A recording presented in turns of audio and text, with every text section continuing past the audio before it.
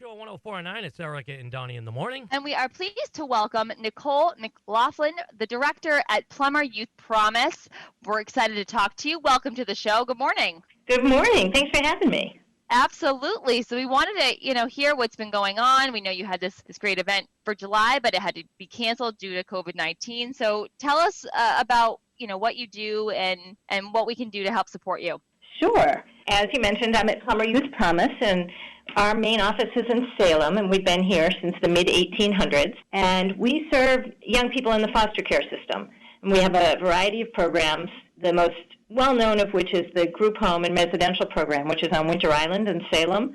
And then we have older youth out in community apartments. We work with a variety of foster families in the Northeast. And one of our biggest fundraisers every year is this event that we call Paddle for Plummer, which is a stand-up paddleboard race. And North Shore 104.9 has actually done live broadcasts from the race in prior years. It generally attracts 300 to 400 people to our property, and it's this fabulous annual event, and we did have to cancel it this year for obvious reasons. So, we're sort of pivoting and trying to think about how else can we do fundraising an environment where you can't gather large groups of people. I know, it's got to be tough. People have gotten really creative and tried to figure out ways to help bring people together while actually not being together.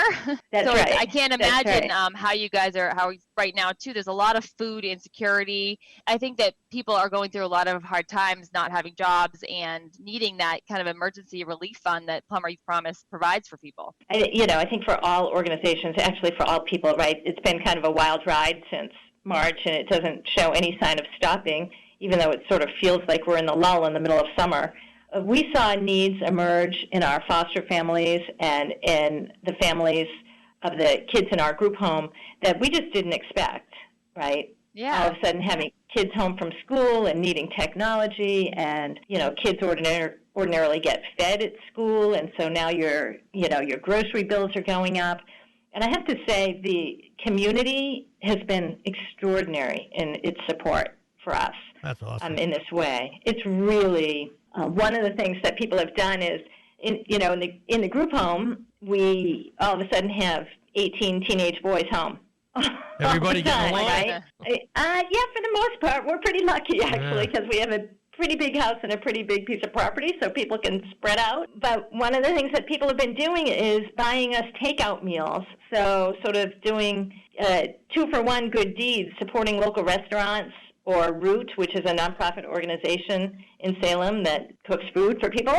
Excellent. And then having that food delivered to our group home. And it's been a huge help, both in terms of kids, getting meals that they like from places that they like and supporting local businesses.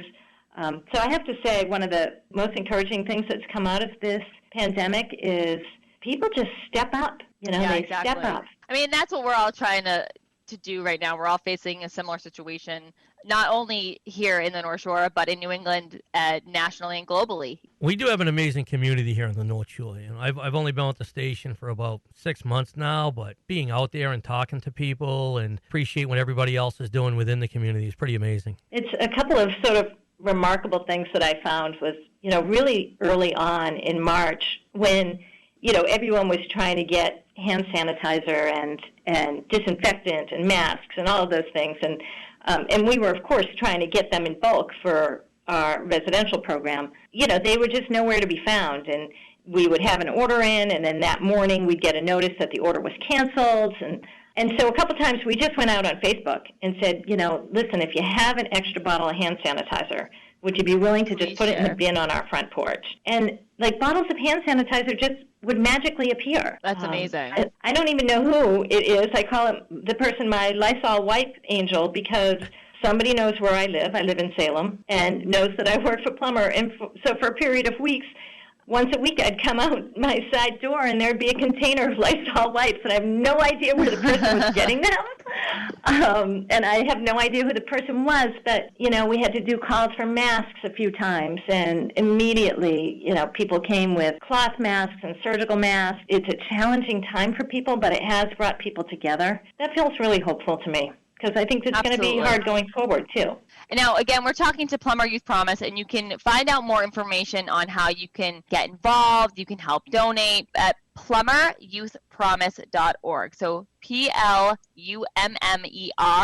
youthpromise.org, and there's a whole list of what they do, their response to COVID-19, and how you can donate and get involved. So there's, I would love to make one pitch if people are looking for specific ways to support.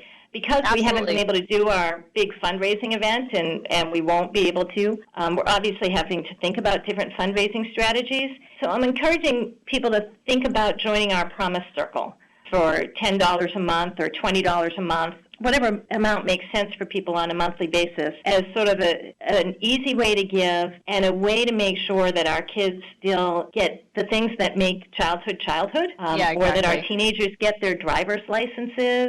A whole bunch of things, because obviously right now a lot of our resources are going into these necessary things like extra cleaning and equipment and extra staff time and that sort of thing. But we always want to keep up our delivery of extra special service to the kids, and we do that through the Promise Circle. Thank you so much for joining us. We've been speaking to Plummer Youth Promise. We want our listeners to go and support, and we can't appreciate what you're doing here for the community in Salem and on the North Shore, and we hope that we're going to be back out at the paddle next summer and be there live broadcasting. That'd be awesome. Again, plummeryouthpromise.org. That's Plummer, PLUMMER, youthpromise.org if you want more information or how you can help get involved. Thank you again, and we will talk to you soon. It's Erica and Donnie in the morning here on North Shore 1049.